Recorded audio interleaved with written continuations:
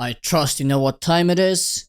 That's right, it is another Monster Dragon waifu time. Welcome back to the VikingGnomeAnime, the anime channel with only the most based, wholesome, and downright legendary takes on the internet. And that is a promise, ladies and gentlemen. Kind of. So episode 6 of Am I Actually the Strongest, to me, definitely solidifies that this show is a slice of life. It's a comedy. It's very laid back, laissez-faire. It is not something that you need to take too seriously. It is not something you need to really analyze too much. It is not something you really need to think about too much at all. And of course, that's the isekai side dish to that whole slice of life story. And that's totally okay. When I came into the show, I did really expect that it would be more serious. It would have more semblance of a actual, let's say, story and an in-depth one to an extent. Since the beginning episodes, I was like, this has a lot of potential to be really narratively engaging. But definitely they did not go that route. And by now it's like, yeah, okay, it's a slice of life. And I can just enjoy seeing Flay burn people alive, or try to anyway, and seeing Charlotte be a wonderful, noble lady at the same time as being an absolute corrupted, anime-addicted weeb that browses the internet for God knows what in her spare time. And you know what? I am totally okay with all of that.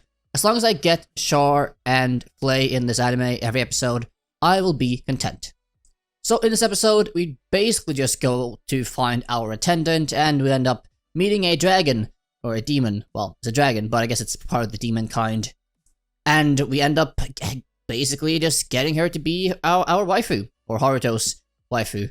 And of course, she turns into an anime girl, because that is how the laws are in isekai, or in any anime for that matter. Thankfully though, Haruto this time is quite smart, and actually instead of putting the new waifu in a skin-tight latex suit, he actually puts her in a maid costume, which I suppose, while being less erotic, is still somewhat, well, naughty.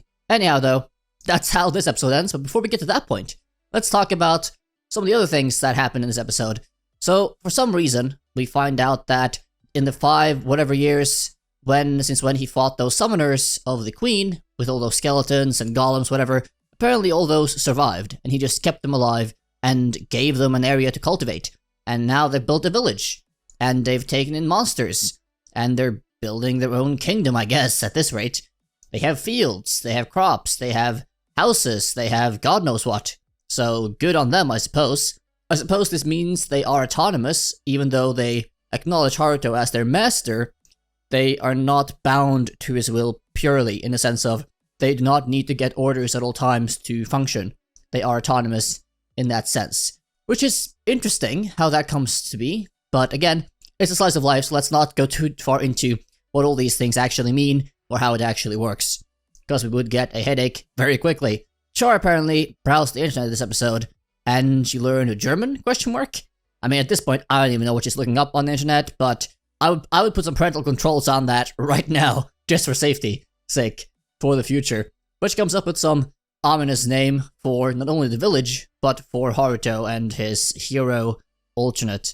And this is the point in the episode where we get introduced to this dragon, or we find out the dragon was hunted by adventurers and fell into the kingdom. She came from the empire, and then she fell down to the ground for being hurt, etc.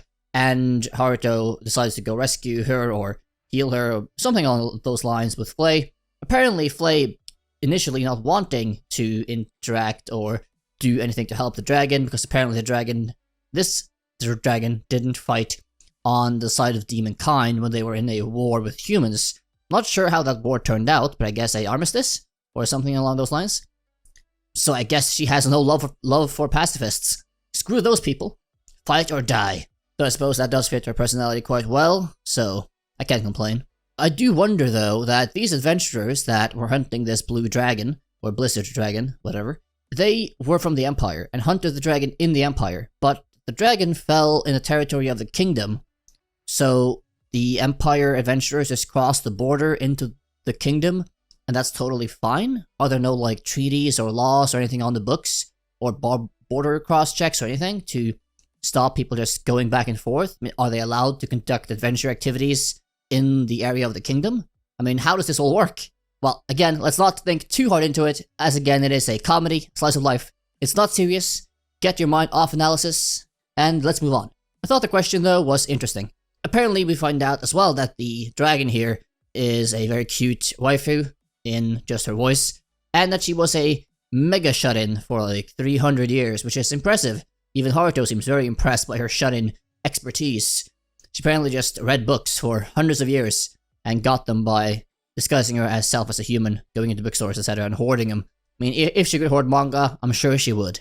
And I assume that's what Haruto was going to do for her, just give her tons of light novels and manga to be a shut-in about and read over and over and over again in her new role as his maid, which I don't mind. I mean, if I get another cute maid to enjoy watching every episode, I am sold. Totally sold. This is where we get into some of the points that I really keep enjoying with this show, like the highlights of the show for me. It does have a sense of humor that, while it doesn't always hit for me, it does often hit in the sense that I can smirk a bit, I can laugh a bit, or I can just sort of enjoy the moment for what it is, and I can sort of just chuckle along and not take things too seriously.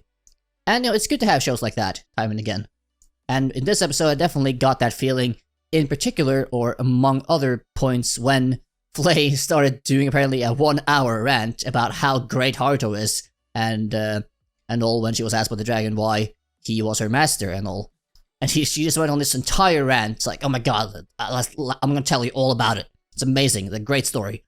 And, yeah, basically tells her everything. And also that, since initially, right, Haruto had said to Flay that he was the reincarnation of the Demon King, of course she believed him. And then she told that also to the dragon, so now the dragon as well believes that he is the reincarnation of the Demon King. Like, okay. Even Haruto coming with the comment as it's just that, oh right, I forgot about that backstory part. Like, yeah, yes sir, yes you did. And apparently by hearing this, the dragon lady, girl, anime girl is all sold. And it's like, alright, I totally acknowledge you as my master. I'm gonna give you my life from now on. I am in your service. It's like, oh, okay, that was really fast. I guess you don't waste time in Demon World. And of course then we get the whole transformation scene I mentioned earlier, turning into a cute anime girl, though on the lolly side, which is sad, but it happens. We can't all get audacious waifus like Flay at every episode, though we might want to. At the end of the episode, I also get a few smirks out of the comments that Flay makes when she basically interrupts a nice moment that Lisa, as Haruto calls the dragon, and himself, Flay coming in there, being like, alright, I break it up, just so you know, Lisa, just so you know, there's only like one top bitch in this house, and that's me. I'm the first servant, okay? You're the second. Don't you ever forget that. It's like getting some very, let's say, I'm the top wife, I'm the first wife. You're just some trailer trash. You're second, alright? I found that too entertaining, even for what it was supposed to be. And that's basically how the episode ends. Again, it's simple. You don't really get too much developments. I mean, I guess in this episode he did go out to find an attendant, and he did find her in the sense of finding Lisa, which I'm sure he'll make his attendant, because who else? And yeah, even though the development is slow, you just enjoy the humor, you enjoy the entertainment you get from the show. You don't really care too much about the plot or the story, at least I'm not at this point. And I'm looking forward to the next episode, which I will watch right now, actually. That being said, I hope you enjoyed this episode review. What did you think of episode 6? Did you like it, hate it, have other thoughts on it? And what did you think of my video and my review of it, and my thoughts on it? Feel free to leave all of those in the comment section down below. I make sure to read and respond to every single comment, so I appreciate that deeply. Also, please do like, subscribe, hit the notification bell, all that good stuff to support the channel. And with that, I will see you in the next one. So have a good day. Bye-bye.